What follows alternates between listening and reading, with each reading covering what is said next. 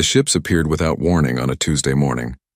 They came from the dark spaces between stars, massive and terrible, blotting out the sun over every major city on Earth. Admiral Chen Wei was drinking coffee in his office at the Pacific Defense Command when the alarm started screaming. By the time he reached the command center, it was already too late. The first missiles humanity launched never reached their targets. They exploded harmlessly against invisible barriers that surrounded the alien vessels. The second wave of attacks met the same fate. Then the aliens fired back and the sky turned to fire. Cities vanished in seconds. Los Angeles became a crater of melted glass. Tokyo simply disappeared beneath a beam of purple light that carved through buildings like they were made of paper. Moscow, Beijing, London, Cairo, one by one, the great cities of Earth died.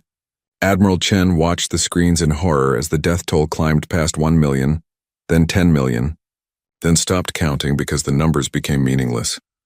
Dr. Sarah Okonkwo was in Geneva when the aliens came. She had been presenting her research on quantum field manipulation to a room full of scientists from 40 nations. They were arguing about theoretical applications when the ceiling exploded inward. Sarah looked up and saw something impossible. A ship the size of a mountain hovering above the city, its hull covered in symbols that hurt to look at directly. The beam came next. It was almost beautiful, she thought later, when the nightmares let her think at all. A column of light so bright it turned the world white. Then the heat came and the screaming, and Sarah was running through corridors that were melting around her. She made it to the emergency bunker 3 levels down, along with maybe 24 others. When they finally emerged 2 days later, Geneva was gone. Just gone. In its place was a smooth bowl of fused rock that still glowed red in the darkness. Marcus Torres was luckier, if anyone could be called lucky during those days. He was on leave in the Rocky Mountains camping with his daughter when the invasion began. They saw the lights in the sky and heard the distant thunder of dying cities. Marcus was a Marine, trained for combat, but he knew immediately that this was beyond anything humanity could fight. He grabbed his daughter and headed deeper into the mountains, away from anything that might draw the aliens' attention. The invasion lasted 18 days. 18 days of systematic destruction. The aliens, humanity would later learn they called themselves the Zelkoth hegemony, moved across Earth like exterminators clearing out vermin. They targeted military bases first, then government centers, then anything that looked like it might house resistance. Earth's orbital defenses were swept aside like toys. The moon base fell silent after broadcasting one final message.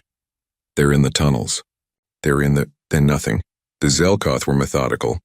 They didn't speak to humanity, didn't demand surrender, didn't negotiate. They simply killed and destroyed until there was nothing left to fight back. Earth's military forces, so proud and powerful, were reduced to scattered groups of survivors hiding in caves and ruins. On the 18th day, the broadcasts began. Every screen on Earth, every radio, every device that could receive a signal suddenly activated. The face that appeared was not human. It had 4 eyes arranged in a diamond pattern on a head that looked like a wedge of blue-gray stone. When it spoke, the words were translated by technology humanity didn't understand. Attention. Indigenous population of Planet 37 Alpha, the alien said. Its voice was flat, without emotion. You have been classified as Level 2 sentience, possessing tool use and basic technology but lacking true civilization. Your world has been claimed by the Zelkoth hegemony as mining territory 447. Your presence is no longer required. Those who surrender will be processed efficiently. Those who resist will be eliminated. You have 12 hours to comply. Admiral Chen watched the broadcast from a bunker buried under 2 miles of granite in Colorado. Around him, what remained of Earth's command structure sat in stunned silence. Someone was crying. Someone else was laughing, high and wild. Chen felt neither emotion. He felt only a cold, burning rage, sir. His aide's voice was shaky. What do we do? Chen looked at the young man. Barely 25, his uniform torn and dirty, eyes haunted by things he'd seen. We survive, Chen said quietly. And we remember. That's all we can do now. The 12 hours passed. Most of humanity didn't surrender because there was nowhere to surrender to. The Zelkoth simply assumed compliance and began their mining operations.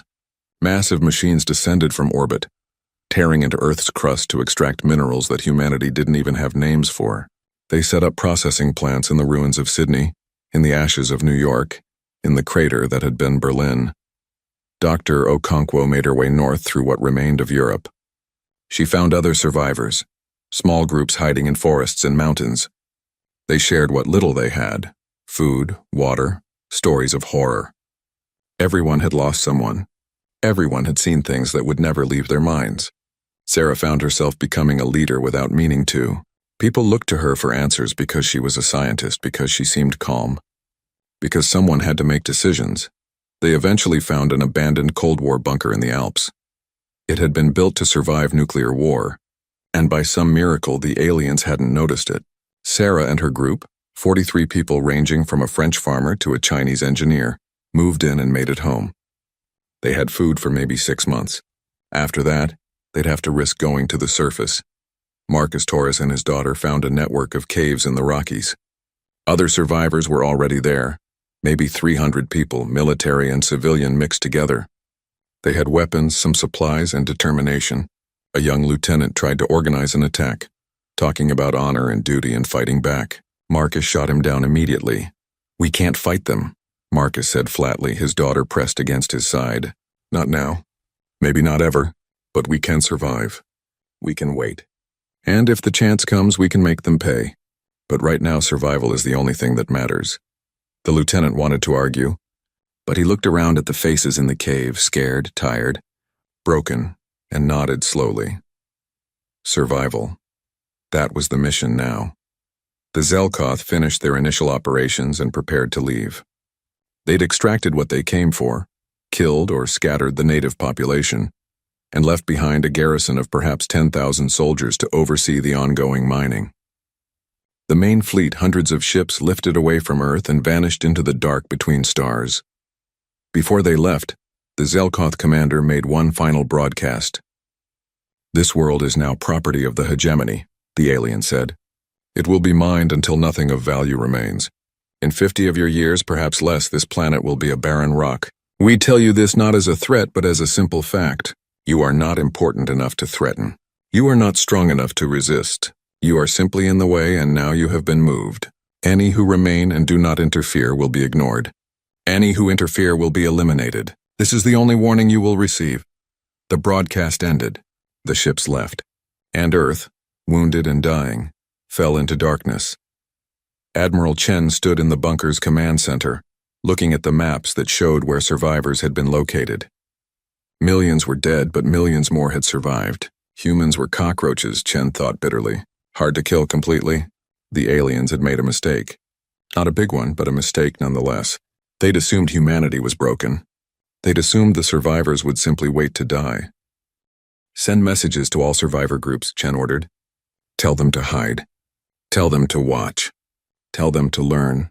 The aliens left ships, left bodies, left technology. We study it. We reverse engineer it. We figure out how it works." "Sir, that could take decades," his aide said. Chen smiled, and it was not a pleasant expression. "Then we have decades to plan. The Zelkoth think we're beaten. They think we're animals that know when we're defeated. They're wrong. We're humans, and humans have a very simple rule. Hurt us and we hurt you back. They burned our cities. They killed our families. They think we'll forget. They think we'll give up." He looked at the screens showing Earth's devastated surface. Somewhere up there, alien soldiers were congratulating themselves on a job well done. Somewhere up there they felt safe. "We'll show them what humans do when you take everything from them," Chen said softly. "We'll show them what happens when you don't finish the job." They wanted to make an example of Earth. They wanted to show the galaxy what happens to primitive species. Fine. We'll be an example, just not the one they expected. Dr. Okonkwo opened her laptop in the bunker, powered by a small generator they'd salvaged. She began documenting everything she remembered about the alien technology she'd seen. The way their shields worked. The frequency of their weapons. Every detail, no matter how small, went into her files. Marcus Torres organized the survivors in the caves into watch rotations and scavenging parties. They needed food, water, medicine. But more than that, they needed weapons. Human weapons had been useless against the aliens. But the aliens had left behind their own weapons.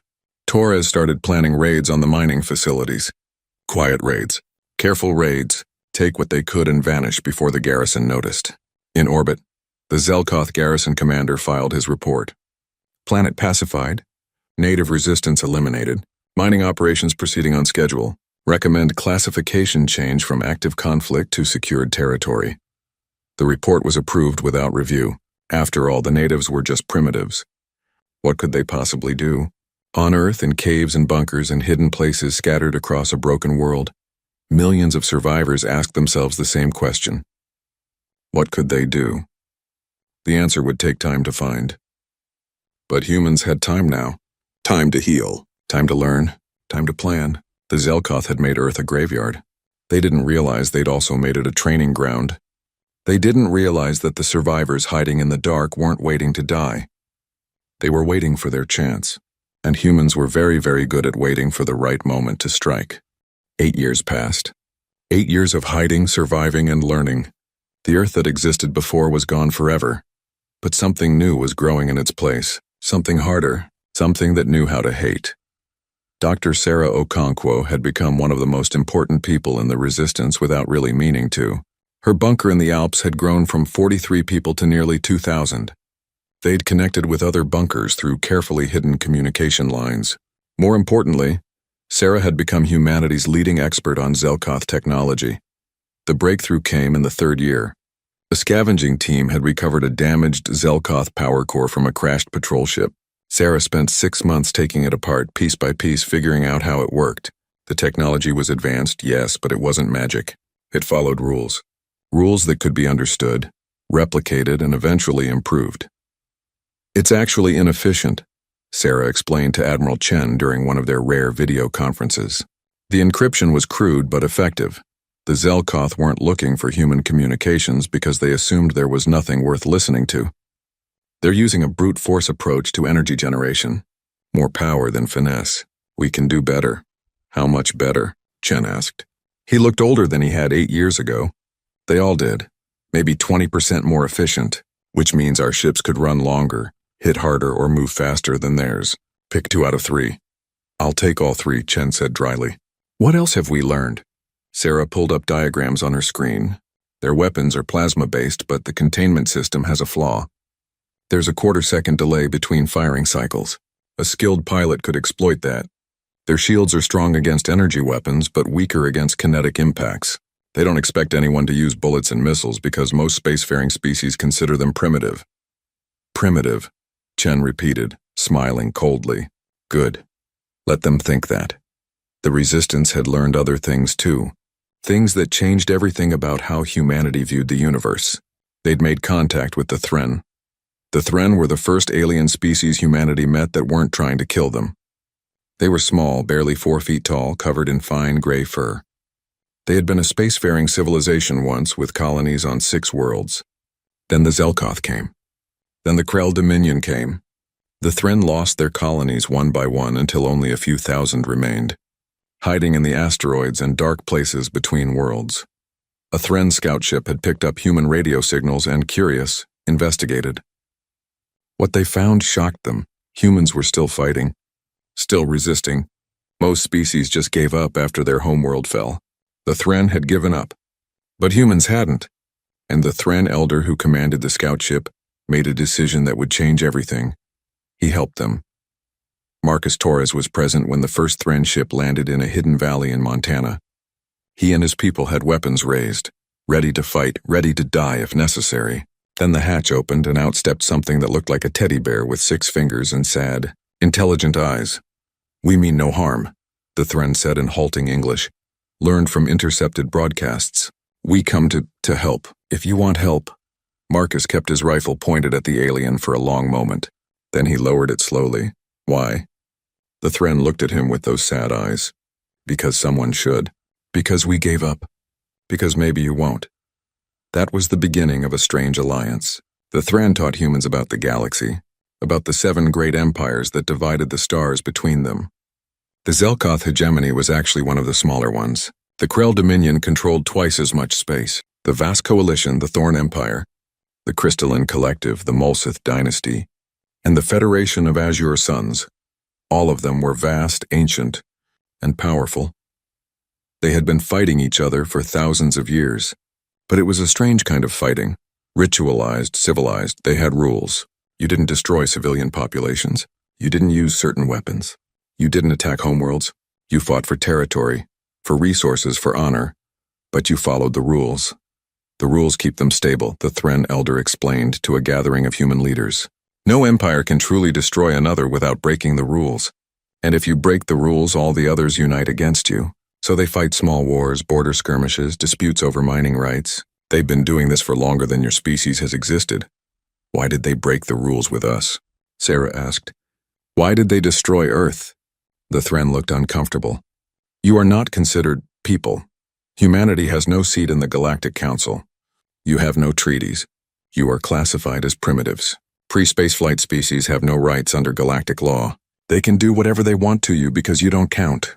The room fell silent. Finally, Admiral Chen spoke. Then we'll make them count us. One way or another, the Thren provided more than knowledge. They provided star charts, showing where the 7 empires had their borders. They showed where Earth was, right at the junction between Zelkoth, Krell, and Vask territories. A strategically valuable location, which was why the Zelkoth had claimed it so aggressively. They also provided technology. Not weapons. The Thren didn't have weapons anymore, had dismantled them all after their final defeat. But they had sensors, communications equipment, and most importantly, faster-than-light drive specifications. We can't give you ships, the Thren elder said. We don't have ships to give, but we can teach you to build them. Humanity built ships. In the asteroid belt, where the Zelkoth never bothered to look, massive construction facilities took shape. Mars had been abandoned by everyone. The aliens saw no value in the red planet. That's where humanity built their shipyards. On Europa, under the ice, more facilities grew. The ships they built were ugly by galactic standards. Human engineering was rough, improvised using salvaged alien technology combined with human innovation. Where alien ships were elegant and symmetrical, human ships were angular and brutal-looking. They mounted human railguns alongside Zelkoth plasma cannons. They used Thren sensors and jury-rigged systems that no sane engineer would approve of, and they worked. The first major ship completed in Year 7 was christened the Retribution. It was barely 200 meters long, tiny by the standards of galactic warships, but it could move fast, hit hard, and most importantly, its crew was trained for one purpose, making the aliens hurt. Marcus Torres took command of the Retribution. He'd spent 8 years leading ground forces, but someone had to take the fight to space, and Marcus volunteered. His daughter was 19 now, safe in one of the deep bunkers, training to be an engineer like Dr. Okonkwo. She'd made him promise to come back. He'd promised to try. The Retribution's first mission was supposed to be a simple reconnaissance, fly to the edge of the system, observe Zelkoth patrols, gather data. But Marcus and his crew found something better. They found a Zelkoth supply ship, alone and vulnerable, carrying processed minerals from Earth. What do you think? His second-in-command asked. Do we watch or do we act? Marcus thought about his wife, who'd died when Los Angeles became a crater. He thought about the billions of humans who'd died in those first 18 days. He thought about 8 years of hiding like rats in the dark. We act, he said. Hit them fast. Hit them hard. Show them that humans still have teeth. The battle lasted 11 minutes. The Zelkoth supply ship never saw them coming. The Retribution used stealth systems adapted from submarine technology, primitive by alien standards but effective. They got within 2 kilometers before opening fire. Railguns punched through the supply ship's shields like they weren't there. Missiles followed, crude but destructive. The Zelkoth ship tried to fight back, but it was designed for cargo, not combat. 8 years passed. 8 years of hiding, surviving, and learning. The Earth that existed before was gone forever. But something new was growing in its place. Something harder. Something that knew how to hate. Dr. Sarah Okonkwo had become one of the most important people in the resistance without really meaning to. Her bunker in the Alps had grown from 43 people to nearly 2,000. They'd connected with other bunkers through carefully hidden communication lines. More importantly, Sarah had become humanity's leading expert on Zelkoth technology. The breakthrough came in the 3rd year. A scavenging team had recovered a damaged Zelkoth power core from a crashed patrol ship. Sarah spent 6 months taking it apart, piece by piece, figuring out how it worked. The technology was advanced, yes, but it wasn't magic. It followed rules. Rules that could be understood, replicated, and eventually improved. It's actually inefficient, Sarah explained to Admiral Chen during one of their rare video conferences. The encryption was crude but effective. The Zelkoth weren't looking for human communications because they assumed there was nothing worth listening to. They're using a brute force approach to energy generation. More power than finesse. We can do better. How much better? Chen asked. He looked older than he had 8 years ago. They all did. Maybe 20% more efficient, which means our ships could run longer, hit harder, or move faster than theirs. Pick 2 out of 3. I'll take all 3, Chen said dryly. What else have we learned? Sarah pulled up diagrams on her screen. Their weapons are plasma-based, but the containment system has a flaw. There's a quarter-second delay between firing cycles. A skilled pilot could exploit that. Their shields are strong against energy weapons, but weaker against kinetic impacts. They don't expect anyone to use bullets and missiles because most spacefaring species consider them primitive. Primitive, Chen repeated, smiling coldly. Good. Let them think that. The Resistance had learned other things too. Things that changed everything about how humanity viewed the universe. They'd made contact with the Thren. The Thren were the first alien species humanity met that weren't trying to kill them. They were small, barely 4 feet tall, covered in fine gray fur. They had been a spacefaring civilization once with colonies on 6 worlds. Then the Zelkoth came. Then the Krell Dominion came. The Thren lost their colonies one by one until only a few thousand remained, hiding in the asteroids and dark places between worlds. A Thren scout ship had picked up human radio signals and, curious, investigated. What they found shocked them. Humans were still fighting, still resisting. Most species just gave up after their homeworld fell. The Thren had given up, but humans hadn't, and the Thren elder who commanded the scout ship made a decision that would change everything. He helped them. Marcus Torres was present when the first Thren ship landed in a hidden valley in Montana. He and his people had weapons raised, ready to fight, ready to die if necessary. Then the hatch opened and out stepped something that looked like a teddy bear with 6 fingers and sad, intelligent eyes. We mean no harm, the Thren said in halting English, learned from intercepted broadcasts. We come to help. If you want help. Marcus kept his rifle pointed at the alien for a long moment. Then he lowered it slowly. Why? The Thren looked at him with those sad eyes. Because someone should. Because we gave up. Because maybe you won't. That was the beginning of a strange alliance. The Thren taught humans about the galaxy, about the 7 great empires that divided the stars between them. The Zelkoth hegemony was actually one of the smaller ones. The Krell Dominion controlled twice as much space. The vast coalition, the Thorn Empire, the Crystalline Collective, the Mulsith Dynasty, and the Federation of Azure Suns. All of them were vast, ancient, and powerful. They had been fighting each other for thousands of years. But it was a strange kind of fighting. Ritualized, civilized, they had rules. You didn't destroy civilian populations. You didn't use certain weapons. You didn't attack homeworlds. You fought for territory, for resources, for honor. But you followed the rules. The rules keep them stable, the Thren elder explained to a gathering of human leaders. No empire can truly destroy another without breaking the rules. And if you break the rules, all the others unite against you.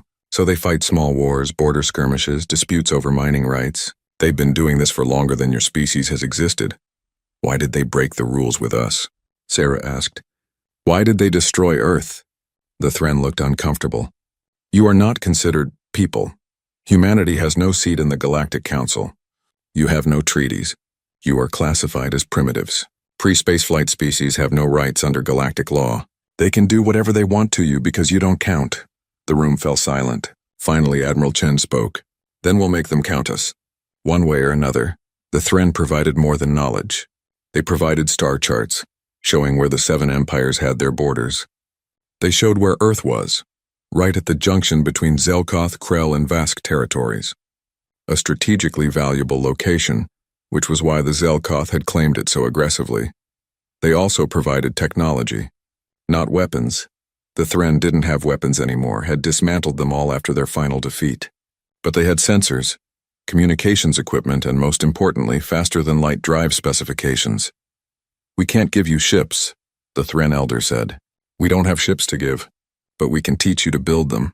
Humanity built ships. In the asteroid belt, where the Zelkoth never bothered to look, massive construction facilities took shape. Mars had been abandoned by everyone. The aliens saw no value in the red planet. That's where humanity built their shipyards. On Europa, under the ice, more facilities grew. The ships they built were ugly by galactic standards. Human engineering was rough, improvised using salvaged alien technology combined with human innovation. Where alien ships were elegant and symmetrical, human ships were angular and brutal-looking. They mounted human railguns alongside Zelkoth plasma cannons. They used Thren sensors and jury-rigged systems that no sane engineer would approve of, and they worked. The first major ship completed in Year 7 was christened the Retribution. It was barely 200 meters long, tiny by the standards of galactic warships, but it could move fast, hit hard, and most importantly, its crew was trained for one purpose: making the aliens hurt. Marcus Torres took command of the Retribution. He'd spent 8 years leading ground forces, but someone had to take the fight to space, and Marcus volunteered. His daughter was 19 now, safe in one of the deep bunkers, training to be an engineer like Dr. Okonkwo. She'd made him promise to come back. He'd promised to try. The Retribution's first mission was supposed to be a simple reconnaissance: fly to the edge of the system, observe Zelkoth patrols, gather data. But Marcus and his crew found something better. They found a Zelkoth supply ship, alone and vulnerable, carrying processed minerals from Earth. "What do you think?" his second-in-command asked. "Do we watch or do we act?" Marcus thought about his wife, who'd died when Los Angeles became a crater. He thought about the billions of humans who'd died in those first 18 days. He thought about 8 years of hiding like rats in the dark. "We act," he said. "Hit them fast. Hit them hard. Show them that humans still have teeth." The battle lasted 11 minutes. The Zelkoth supply ship never saw them coming. The Retribution used stealth systems adapted from submarine technology, primitive by alien standards but effective. They got within 2 kilometers before opening fire.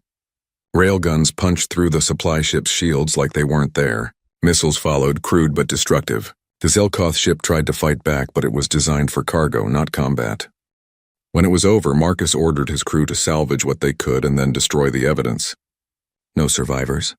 No witnesses, no mercy. "Sir," his communications officer said nervously, "we just killed Zelkoth soldiers. They'll retaliate. They'll come looking." "Let them look," Marcus said coldly. "Let them wonder who attacked their ship. Let them worry about the dark between the stars. Let them feel afraid." Word of the attack spread through the human resistance like wildfire. They'd struck back. After 8 years of hiding, of running, of dying slowly, they'd finally hit the aliens. It wasn't much, 1 supply ship, maybe 40 aliens dead. But it was something. It was a beginning. Admiral Chen authorized more raids. Small, quick strikes against isolated targets, mining facilities, patrol ships, communication stations. Human forces learned to fight dirty. They didn't challenge the aliens to fair battles. They ambushed, sabotaged, and vanished. They used tactics that the civilized empires considered beneath them: deception, traps, false surrenders followed by suicide attacks. "They fight without honor," a Zelkoth patrol commander reported after his convoy was ambushed. Half his ships had been destroyed by mines that looked like space debris. "These humans have no concept of proper warfare." "They're primitives," his superior replied. "They don't understand the rules. Increase patrols in that sector and eliminate any human vessels you encounter." But the humans didn't stay in any sector long enough to be eliminated. They'd strike and fade away. Dr. Okonkwo called it guerrilla warfare in 3 dimensions. The Zelkoth didn't have a name for it. They just knew it was frustrating. By Year 8, humanity had 12 combat ships. Not a fleet, not really, but enough to be noticed. They'd also started mining operations of their own, pulling resources from asteroids the aliens ignored. Human engineers had gotten very good at building weapons from scrap. The Thren watched humanity's progress with a mixture of hope and fear. "You're doing things we never imagined," the elder told Sarah during one of his visits to the Alpine bunker. "You're fighting back against an empire that conquered 100 worlds. But please understand, the Zelkoth are only one empire. There are 6 others, some much stronger. If they decide humanity is a threat, then they'll try to destroy us," Sarah said calmly. "They already tried that. We're still here. We're not going away. We're not giving up. And every day we get stronger." "I hope your confidence is not misplaced," the Thren said quietly. "So do I," Sarah admitted. But confidence is all we have. That and anger. We have lots of anger. The raids continued. The Zelkoth garrison on Earth started reporting irregularities. Mining equipment would malfunction. Workers would disappear. Small outposts would go silent. And when reinforcements arrived, they'd find everyone dead and the base stripped of anything valuable. "It's the humans," the garrison commander reported to his superiors. "The primitive species. They're still resisting. We need more troops." "You have 10,000 soldiers," came the reply. "That should be sufficient to handle primitives. Do your job or we'll find someone who can." The garrison commander seethed but obeyed. He increased security, sent out more patrols, authorized lethal force against any humans found outside designated survival zones. It didn't help. The humans were like ghosts. They were everywhere and nowhere. In the deep bunkers and hidden bases, human survivors gathered around screens to watch footage of successful raids. They saw Zelkoth ships burning. They saw mining facilities exploding. They saw proof that the aliens could bleed, and they smiled. For the first time in 8 years, humanity smiled with something other than pain. They smiled with hope, with determination, with the knowledge that they weren't defeated. Not yet, maybe not ever. Admiral Chen looked at the star charts that showed human territory, a pitifully small area compared to the vast empires that ruled the galaxy. But it was growing, slowly, carefully, but growing. 8 years, he said to his assembled commanders during a virtual meeting. 8 years since they burned our world. 8 years since billions died. We've spent that time surviving, learning, building. Now we enter phase 2. We stop surviving and start fighting. We take back our system. We take back our world. And then we show the galaxy what happens when you underestimate humanity. The vote was unanimous. It was time to go on the offensive. In orbit around Earth, a Zelkoth patrol ship completed its routine scan of the planet. Everything seemed normal. Mining quotas were being met. The garrison reported no significant issues.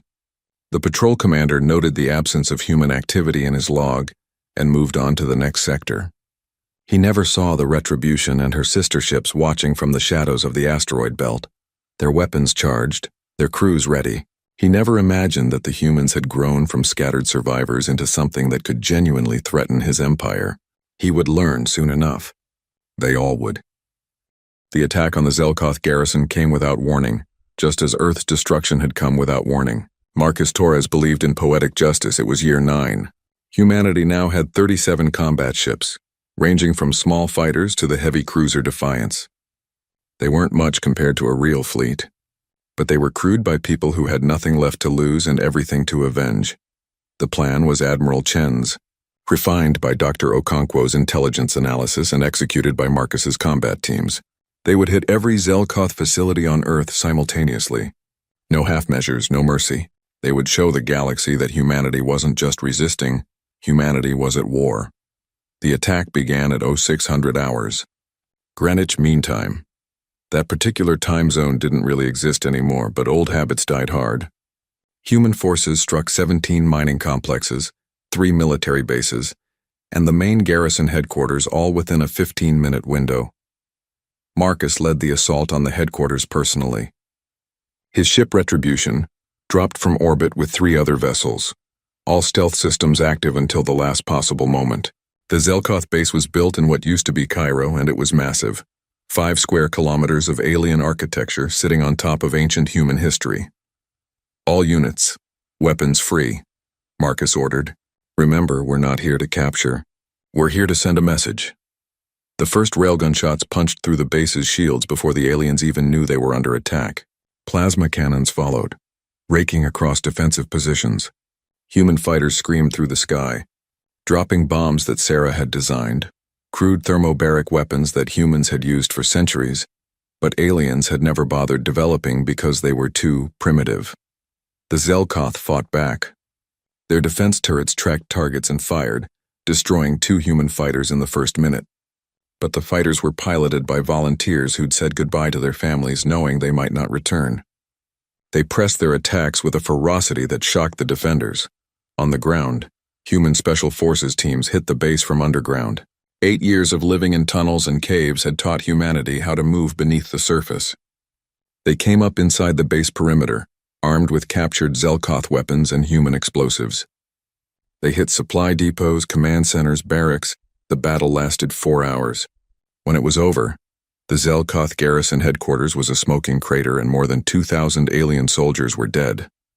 Human losses were significant. 8 ships destroyed, 300 ground troops killed, but they'd accomplished the impossible. They destroyed the heart of the occupation force. Marcus stood in the ruins of the alien command center, looking at the body of the garrison commander. The alien's 4 eyes stared sightlessly at the sky. "You should have finished the job," Marcus said quietly. "You should have made sure we were all dead. Now you'll never get the chance." The other attacks were equally successful. By the end of the day, the Zelkoth presence on Earth was reduced by 70%. The remaining aliens retreated to fortified positions and sent desperate messages requesting reinforcements. Admiral Chen addressed all of humanity in a broadcast that reached every bunker, every cave, every hidden settlement. "Today we proved something. We proved that we can fight back. We proved that the aliens aren't invincible. They came to our world and thought they could take everything. They were wrong. Earth is our home and we're taking it back. This is just the beginning." The Zelkoth response came 3 weeks later. A fleet of 40 warships dropped out of faster-than-light travel at the edge of the solar system. They weren't here to mine or occupy. They were here to exterminate. "All human vessels will surrender immediately," the Zelkoth fleet commander broadcasted. "You have violated the terms of your pacification. You have killed hegemony citizens. The penalty is extinction. You have 1 hour to respond." Marcus was in command of the human fleet, if you could call it that. 29 ships against 40, and the alien ships were each 3 to 5 times larger than the human vessels. By any reasonable calculation, this was suicide. "Opinions?" Marcus asked his command staff. "We can't win a straight fight," his tactical officer said. "They outgun us, outman us, and their shields are stronger." "Then we don't fight straight," Marcus replied. He opened a channel to all ships. "Listen up. We're not doing this by their rules. We're doing this our way. Chen, Sarah, and I have been planning for this. Trust the plan and trust your crews. We're going to show these bastards what asymmetric warfare really means." The human fleet didn't retreat to defend Earth. Instead, they scattered. Some ships headed for the asteroid belt. Some dove toward the sun. A few appeared to flee toward the outer system. The Zelkoth fleet hesitated, confused by the disorganized response. "They're running," the fleet commander said with satisfaction. "Pursue and destroy. Show no mercy, that was the mistake." The Zelkoth divided their forces to chase down the fleeing humans. They expected quick victories against scared, desperate enemies. What they got was something entirely different.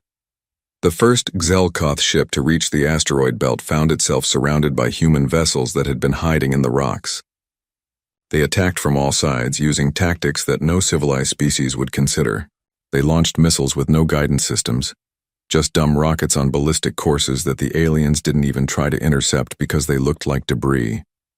Until they hit, the Zelkoth ship's shields handled the first few impacts. Then a human ship rammed it at full speed, its crew having evacuated in an escape pod seconds before. The kamikaze attack broke through the shields, and the remaining human ships poured fire into the breach. The alien ship broke apart, spilling atmosphere and bodies into space. "What are they doing?" the Zelkoth fleet commander demanded as reports came in. "Ramming attacks. Suicide tactics. This is barbaric." "Sir, we're receiving a transmission from the human vessels," his communications officer said. "Put it through." Marcus Torres's face appeared on the screen. "You wanted to know what we're doing? We're fighting a war. Not your polite, civilized, rule-bound conflicts. A real war, the kind where you throw everything you have at the enemy because losing isn't an option. You killed billions of us. Did you think we'd follow your rules after that?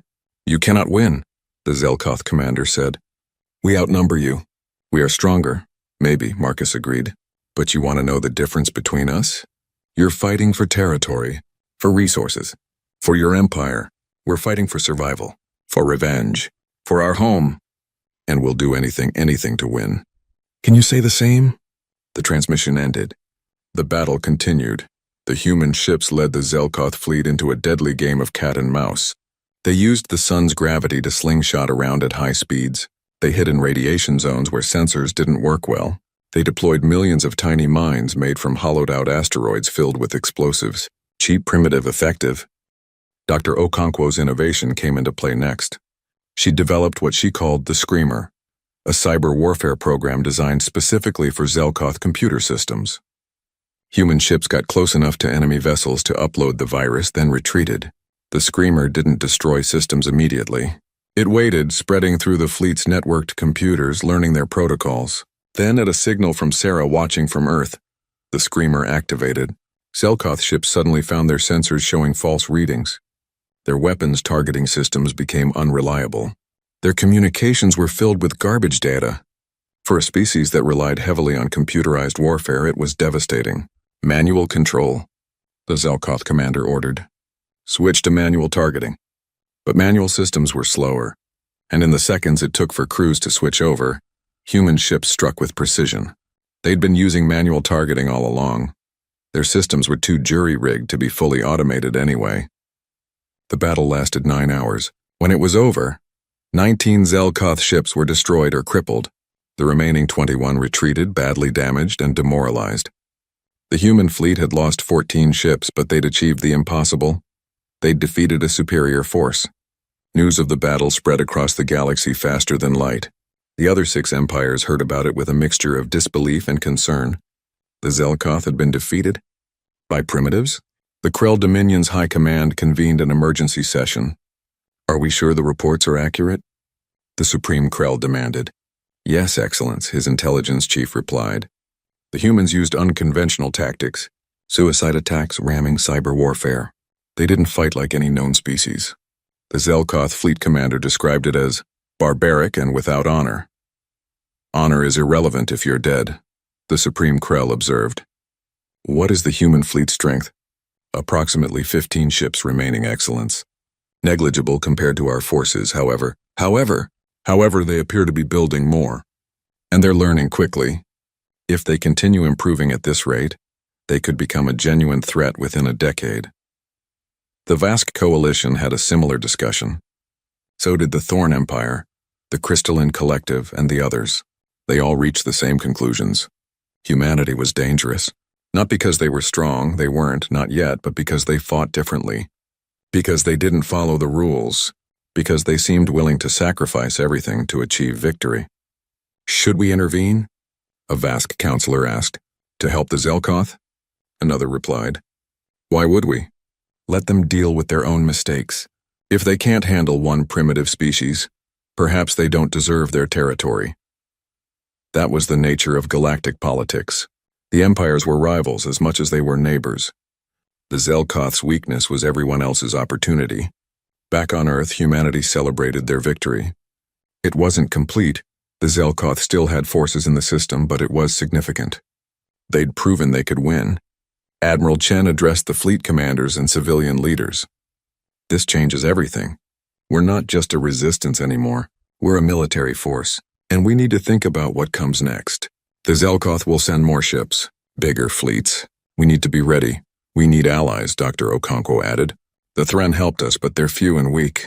We need to find other species that hate the empires, other conquered peoples who might be willing to rise up. We need to make the Zelkoth regret they ever heard of Earth, Marcus said grimly. One victory isn't enough. We need to hit them again and again until they decide we're too expensive to fight. The plan that emerged was audacious. Humanity would take the offensive. They would strike at Zelkoth territories, hitting supply lines and mining operations. They would make the aliens pay in blood and resources for every day they remained in human space. The campaign began 3 months later. Human ships struck at Zelkoth facilities across a dozen star systems. They weren't trying to conquer territory, they didn't have the forces for that. They were trying to bleed the hegemony to make them hurt. The aliens called humanity rabid animals and mad dogs. They sent more fleets, but the humans were getting better at fighting. They learned from every battle, adapted to every tactic. Sarah's team reverse-engineered more alien technology, improving human shields and weapons. Marcus trained new pilots in the art of asymmetric warfare. Hit fast, hit hard, disappear. A year after the first major space battle, humanity controlled the entire solar system. The last Zelkoth forces had been eliminated or driven out. Earth was free. But freedom wasn't enough. Not after what had been done. Admiral Chen made the decision that would define humanity's future. We're not stopping at defense, he announced. We're going on the offensive. The Zelkoth started this war. We're going to finish it, and we're going to make sure the galaxy understands. Humanity is not prey. Not anymore. Never again. The message was broadcast to every corner of known space, translated into 1,000 languages. You came to our home uninvited. You burned our cities. You killed our people. You thought we would die quietly. You were wrong. We are humanity. We are coming for you, and we do not forgive. We do not forget. We do not stop. In the halls of power across the 7 empires, leaders heard that message and felt something they hadn't experienced in millennia. They felt afraid. The war exploded across the stars. What had begun as Earth's desperate struggle for survival became something much larger. Humanity wasn't just fighting back anymore. They were conquering. The Zelkoth hegemony committed 40% of their entire military to destroying humanity. It was an unprecedented mobilization for dealing with what they still called primitives. 300 warships, the largest fleet assembled in Zelkoth history, gathered at the border of human space. This ends now, High Commander Velkoth announced to his forces. The humans have made fools of us long enough. We will sweep through their territory and burn every last one of them from the stars. No mercy, no prisoners, total extermination. The fleet entered human space expecting to find scattered resistance ships and poorly defended colonies. What they found instead was a prepared enemy. Humanity had spent 3 years building. Not just ships, though, they'd built hundreds of those. They'd built bases in asteroid fields, hidden facilities in the atmospheres of gas giants, weapons platforms disguised as space debris. They'd turned dozens of star systems into fortresses, and they'd learned. The humans who fought now weren't the desperate survivors of 10 years ago. They were soldiers who'd studied every battle, every engagement, every tactical mistake and triumph. They'd analyzed how the Zelkoth fought and found all the weaknesses. The first battle of the war happened at Proxima Centauri, humanity's first interstellar colony. The Zelkoth fleet arrived expecting an easy victory. Instead, they flew into a carefully prepared kill zone. Human ships didn't meet them in open battle. They waited. When the Zelkoth fleet spread out to search for targets, the trap was sprung. Thousands of mines activated simultaneously, each one cheap and simple but effective. Railgun platforms hidden on asteroids opened fire. Missile batteries that had been dormant for months suddenly came alive, and the human fleet attacked from every direction at once. Marcus Torres, now promoted to Admiral of the Second Fleet, led the assault personally. All ships, execute dispersal pattern Delta, he ordered. Make them chase ghosts. The human doctrine had evolved far beyond simple hit-and-run tactics. They'd developed an entire philosophy of warfare that terrified the galaxy. It was called total warfare, and it had 3 principles: overwhelming, force when you could achieve it, guerrilla tactics when you couldn't, and absolutely no rules. The battle at Proxima lasted 3 days. The Zelkoth lost 70 ships. Humanity lost 35. But more importantly, humanity killed over 50,000 alien soldiers while losing fewer than 8,000 of their own. The math was changing. Dr. Sarah Okonkwo watched the battle reports from Earth, now fully rebuilt in many areas. The planet was still scarred, but humanity had learned to embrace those scars. They served as reminders of what had been lost and what could never be allowed to happen again.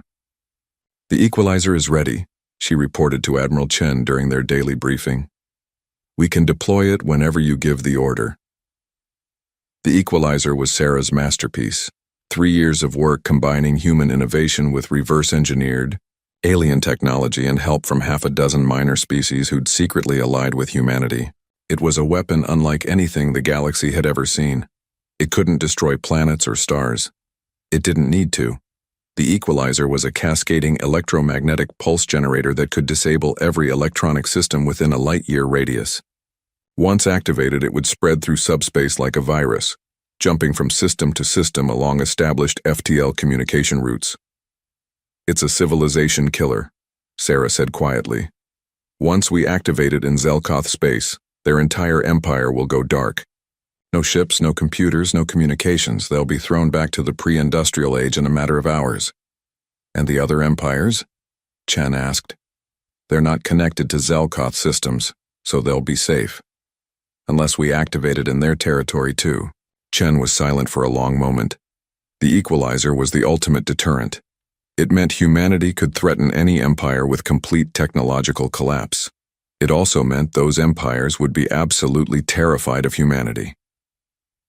We hold it in reserve, Chen decided. But we make sure they know we have it. Fear is a weapon too. The war continued to expand. Human forces struck deep into Zelkoth territory, hitting mining worlds and trade routes. They weren't trying to conquer. They didn't have the population for that, but they could make the territory worthless. Scorched earth tactics extended across the stars. Other species began to notice. The Krell Dominion sent observers to human-controlled space, wanting to understand how such a small force could cause such damage to an established empire. What they saw disturbed them. They don't fight for honor or glory, the lead Krell observer reported. They fight to win by any means necessary. They use biological weapons, cyber attacks, psychological warfare. They target supply lines and civilian infrastructure. They take hostages. They make examples of prisoners to terrify enemy forces. They are, by our standards, completely without morals in warfare. And yet they're winning, the Supreme Krell observed. Yes, Excellence. Because while we fight with one hand tied behind our backs by rules and traditions, they fight with both hands, teeth, and anything else they can use. The report sparked fierce debates in Krell High Command. Some wanted to intervene against humanity before they became an even bigger threat. Others saw an opportunity. If humanity could defeat the Zelkoth, it would weaken a rival empire without the Krell having to risk their own forces. The Vask coalition was having similar discussions. So was every other empire. They watched the war with growing unease, realizing that humanity represented something new in galactic politics, something unpredictable and dangerous. Human diplomacy evolved alongside human warfare. Representatives from Earth reached out to conquered species across the galaxy. The message was simple. We were where you are. We were conquered and thought we'd lost forever. But we fought back, and now we're winning. Join us. Some species refused, too broken or afraid to resist. But others listened. The Thren had been first, but others followed.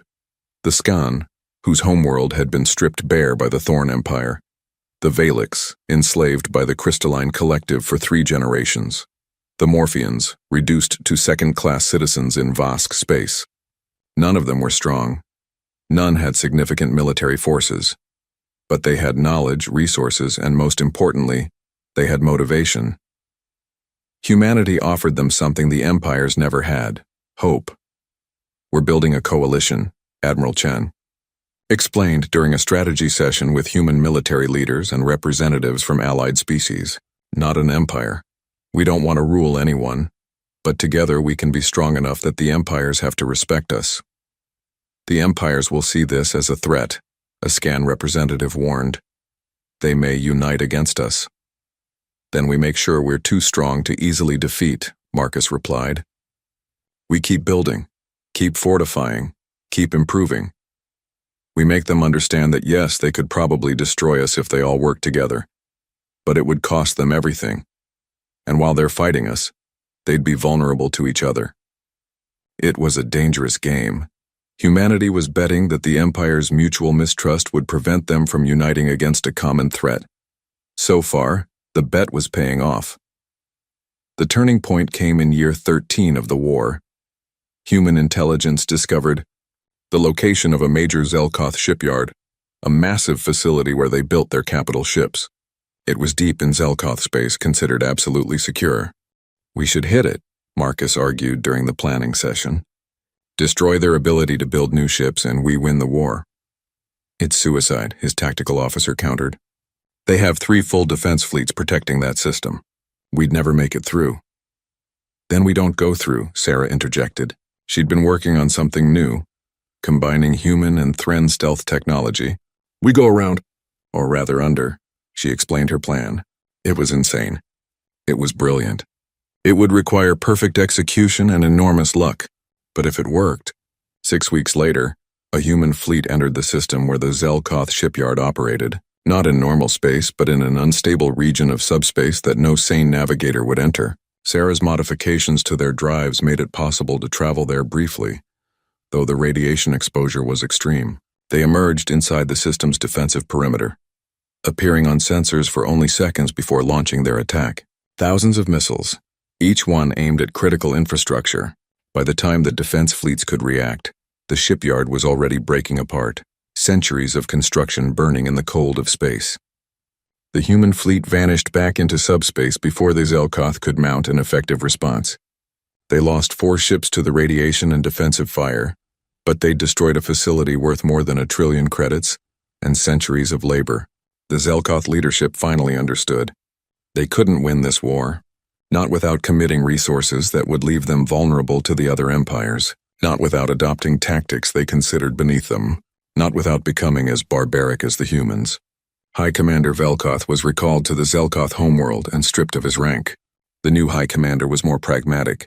She looked at the casualty reports, the economic damage, the sheer impossibility of fighting an enemy who refused to follow any predictable pattern, and made a decision. "Open communications with the human leadership," she ordered. "Arrange a meeting. It's time to negotiate." The word felt like poison in her mouth.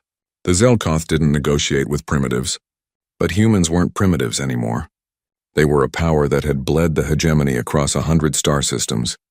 They were an enemy that couldn't be easily defeated. They were, whether anyone liked it or not, a force that had to be acknowledged. But humanity wasn't interested in simple peace, not yet. Admiral Chen received the Zelkoth communication request with cold satisfaction. "They want to talk? Good. But we're not meeting on neutral ground. We're not settling for a return to pre-war borders." "Sir?" his aide asked. "We're going to make an example," Chen said quietly. "We're going to show the galaxy what happens when you attack Earth. We're going to Zelkoth Prime." The plan was audacious to the point of madness. Strike at the Zelkoth homeworld itself, not to destroy it. That would make humanity as bad as the aliens who'd devastated Earth. But to demonstrate that humanity could reach anywhere, could threaten anything. The human fleet assembled. Over 200 ships, the largest force humanity had ever gathered. It included vessels from allied species, Thren scouts, scanned supply ships, even a few Valix destroyers. It was a coalition fleet united by a single purpose. They jumped into Zelkoth Prime's system in a single massive wave. Alarms screamed across the homeworld as the sky filled with human ships. Orbital defenses activated, ready to repel the invasion. Then Sarah activated the equalizer. Every electronic system on Zelkoth Prime went dark simultaneously. Shields failed. Weapons platforms went offline. Communications ceased. Power grids collapsed. 5 billion Zelkoth found themselves suddenly living in darkness, their advanced civilization reduced to helplessness in an instant. The human fleet surrounded the planet, weapons charged but not firing. They just waited, a silent threat hanging in the black of space. Admiral Chen broadcasted on all frequencies, knowing that emergency systems would eventually restore some communications. "People of Zelkoth Prime, hear us. We are humanity. 13 years ago, your empire came to our world. You killed billions of us. You tried to erase us from existence. You failed." He paused, letting that sink in. "We could destroy your world right now. We have the power, but we're not like you. We don't murder civilians. We don't destroy homeworlds. We're giving you a choice. Surrender the commanders who ordered Earth's destruction. Pay reparations for the damage you caused. Withdraw from all human-claimed space. Do this and we'll restore your power and leave in peace. Refuse and we'll leave you in darkness. Your civilization will collapse. Your empire will fall. And we'll move on to the next world. Choose." The silence that followed was deafening. On Zelkoth Prime and bunkers deep underground, the hegemony leadership convened by candlelight to discuss the impossible. They'd been conquered without a shot being fired. Their homeworld was hostage. Their mighty empire had been brought to its knees by the species they'd dismissed as primitives. In the end, they had no choice. The alternative was civilizational collapse. 3 hours after Chen's broadcast, the Zelkoth agreed to every demand.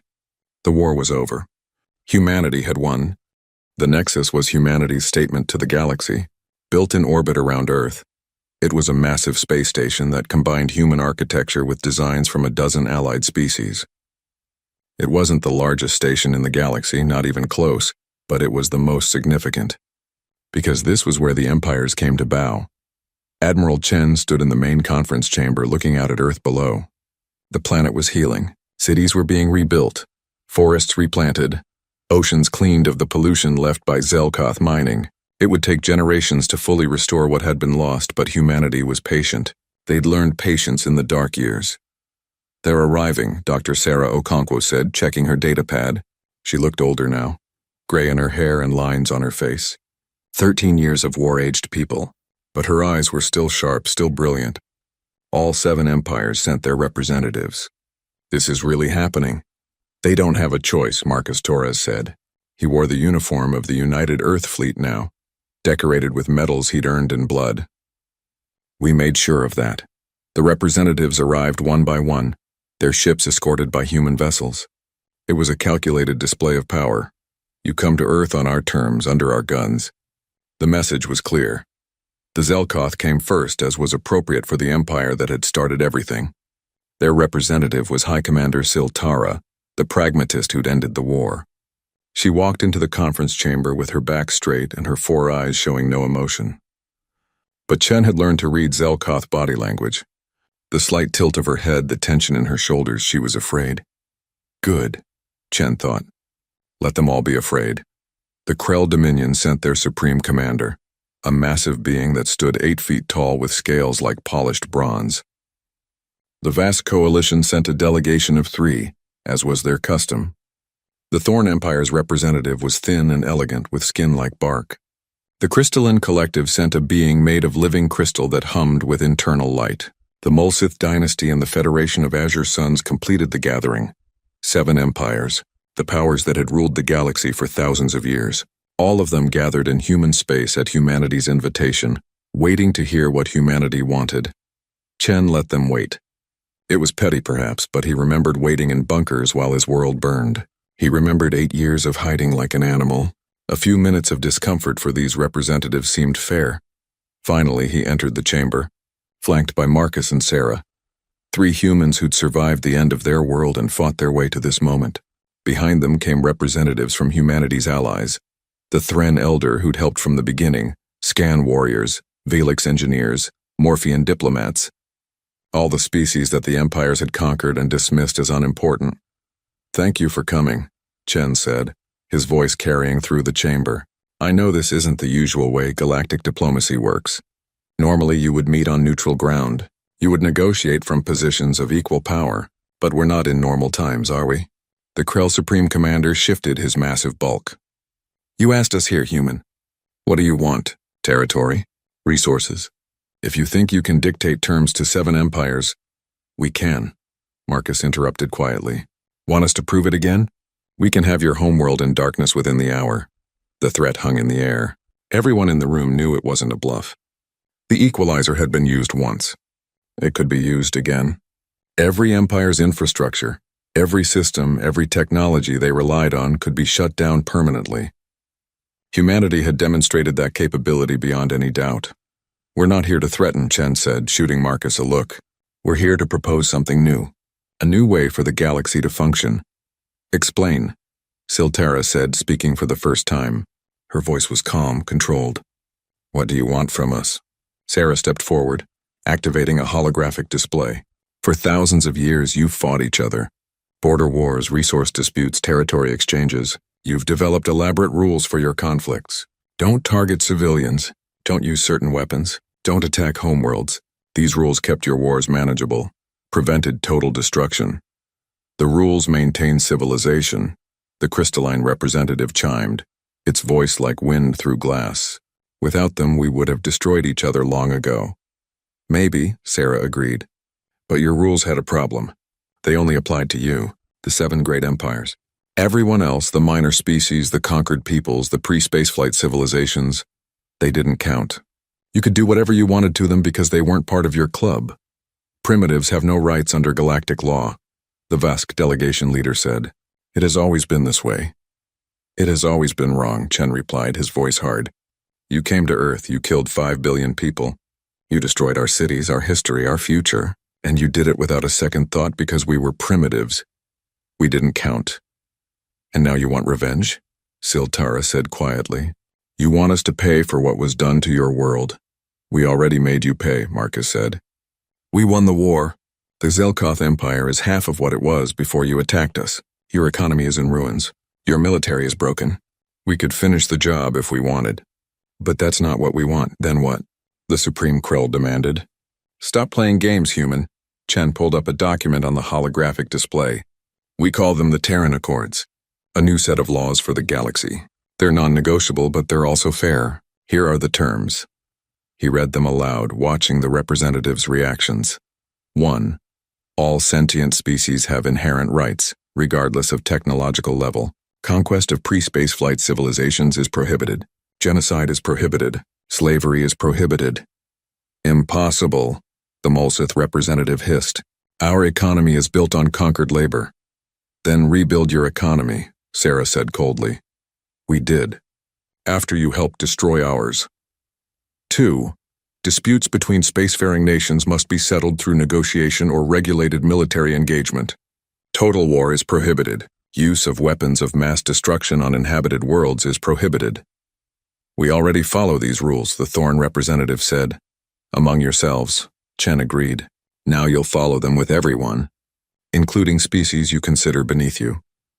3. War crimes will be prosecuted by an independent tribunal. This includes those who ordered the destruction of Earth. High Commander Velkoth and his staff will stand trial for their actions. Siltara stiffened. You would put our people on trial? Make an example of them? Yes, Chen said simply. Justice demands it. Billions died. Someone has to answer for that. 4. Reparations will be paid by the Zelkoth hegemony to Earth and other affected species. The amount and schedule will be determined by the tribunal. This will bankrupt us, Siltara protested.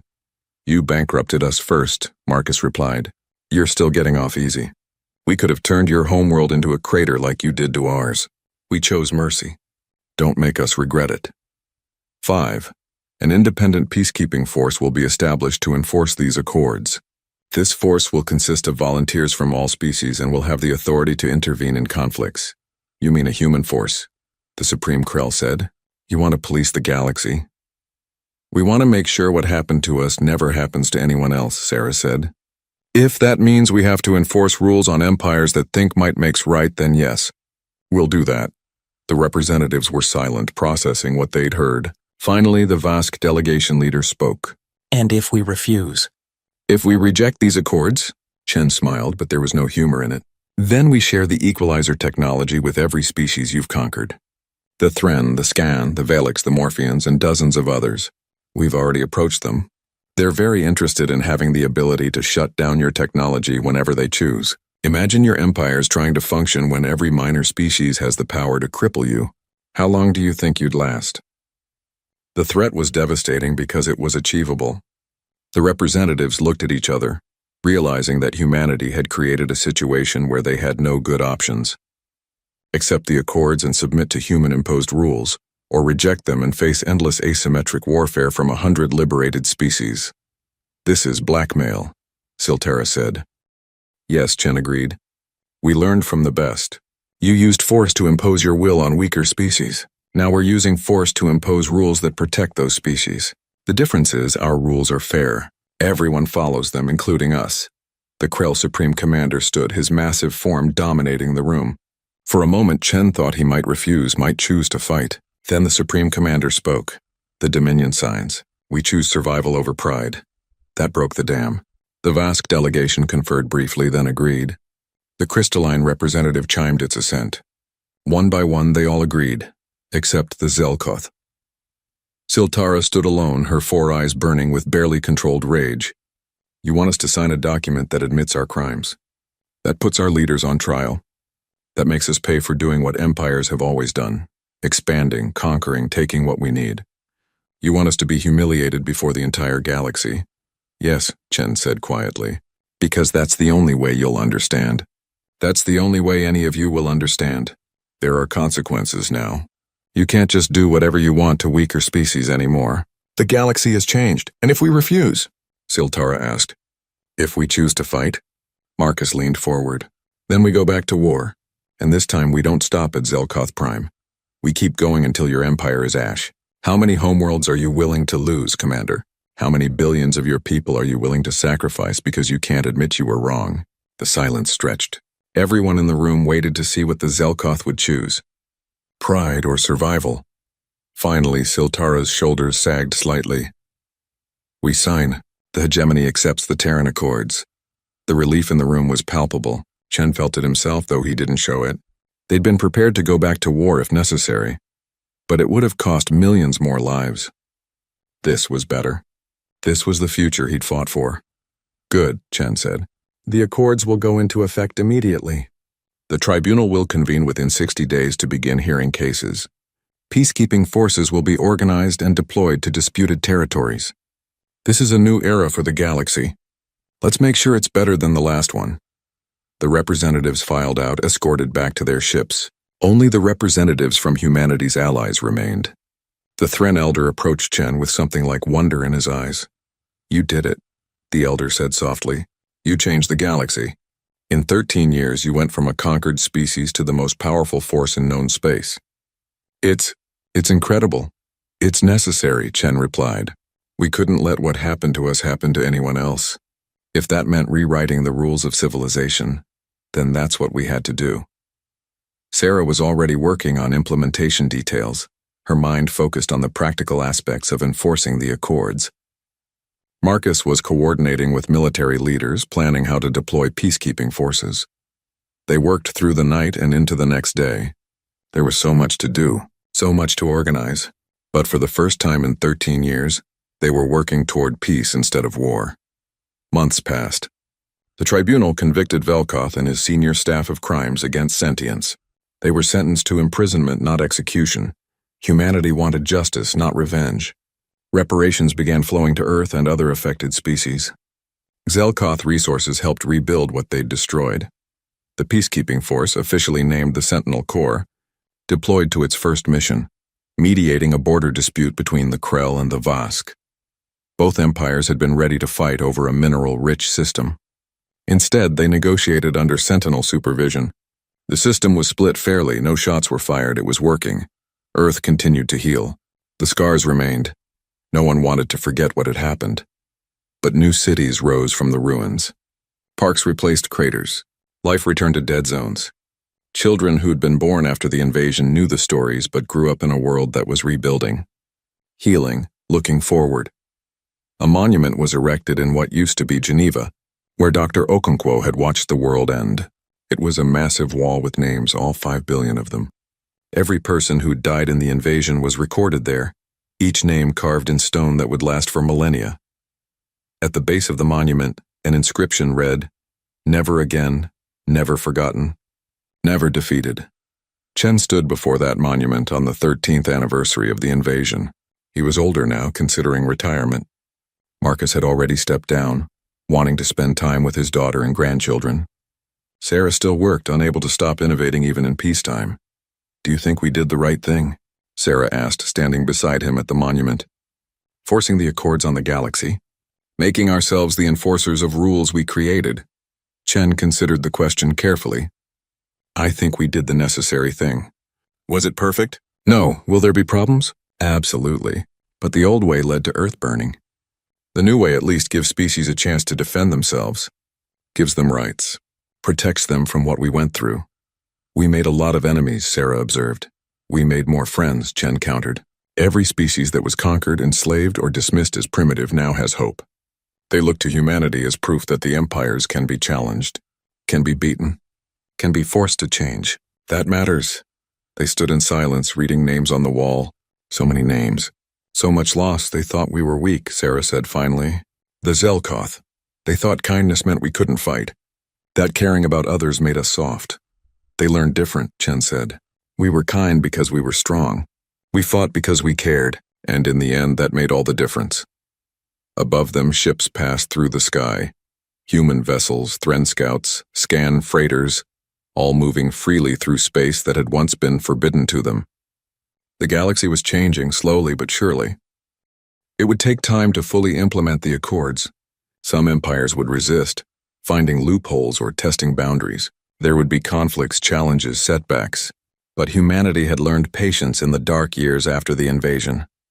They would enforce the rules they'd created, not through cruelty but through determination. The Sentinel Corps grew steadily, recruiting from hundreds of species.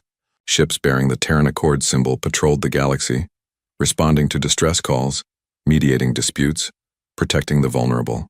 They weren't always successful, but they tried. And that was what mattered. Years later, Chen received a message from an unexpected source. High Commander Siltara requested a private meeting. Chen agreed, curious what the Zelkoth wanted. They met in a small room on the Nexus, just the two of them. Siltara looked diminished somehow, less imperious than she'd been at the signing of the Accords.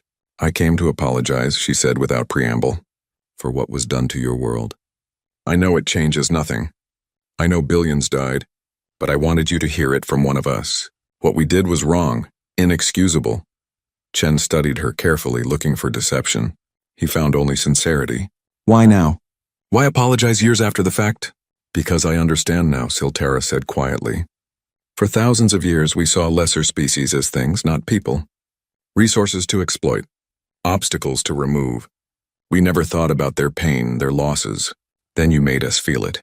You made us experience what we'd done to others. The equalizer, the siege of our homeworld. For the first time, we were the ones suffering. And I finally understood what we'd inflicted on your people." She paused, her four eyes meeting his. "The Terran Accords are harsh. They limit our power, force us to pay reparations, hold us accountable for our actions. But they're not cruel. You could have destroyed us. Instead, you made us better, made the galaxy better. I never thought I'd say this to a human, but thank you." Chen felt something release in his chest, a tension he'd been carrying for 15 years. "The people who died can't hear your apology, but I can carry it to their memory. It doesn't absolve you, but it's a start." They talked for another hour, discussing implementation of the Accords, challenges faced by both species, hopes for the future. When Siltara left, Chen felt something he hadn't expected to feel about a Zelkoth. Not friendship, but perhaps the beginning of mutual respect. The galaxy continued to evolve. New species joined the galactic community under the protection of the Accords. Old empires adapted to the new reality, some gracefully and others grudgingly. Humanity remained vigilant, ready to enforce the rules they'd created. But Earth also moved forward. The last of the ruins were cleared away. New technologies, developed through collaboration with allied species, improved life for everyone. Human culture spread through the galaxy. Music, art, literature, and humanity absorbed the cultures of others in return. On the day Admiral Chen finally retired, he gave one last speech to the assembled Sentinel Corps. "We were nearly destroyed," he told them. "We were beaten down, written off as primitives, dismissed as insignificant. But we survived. We fought back, we won, not because we were stronger, but because we refused to give up, because we stood for something more than just ourselves." He looked at the faces before him, human, Thren, Skan, Valix, even a few Zelkoth who'd volunteered to serve. "You carry that legacy forward. You enforce rules that protect the weak. You stand between the powerful and their victims. You show the galaxy that might doesn't make right. That's the future we fought for. That's the peace we bought with blood and sacrifice. Don't let it be wasted." The applause that followed echoed through the station. Chen stepped down from the podium and walked away, ready for retirement, ready to let others carry the torch. Behind him, in the conference chamber where the Accords had been signed, a plaque had been installed. It bore a simple message that summarized everything humanity had learned and taught the galaxy. They thought we were weak because we were kind. They learned we were kind because we were strong. Never underestimate the species that refuses to die. And across the galaxy on 1,000 worlds, billions of beings lived their lives under rules that protected them, gave them rights, granted them dignity. They didn't all know about Earth's history, about the invasion and the war and the victory. But they benefited from it every day. That was humanity's legacy. Not conquest or domination, but the simple, radical idea that all species deserve to be treated with respect. It had taken fire and blood to teach that lesson to the galaxy, but it had been worth it. Earth endured, humanity thrived, and the galaxy was better for both.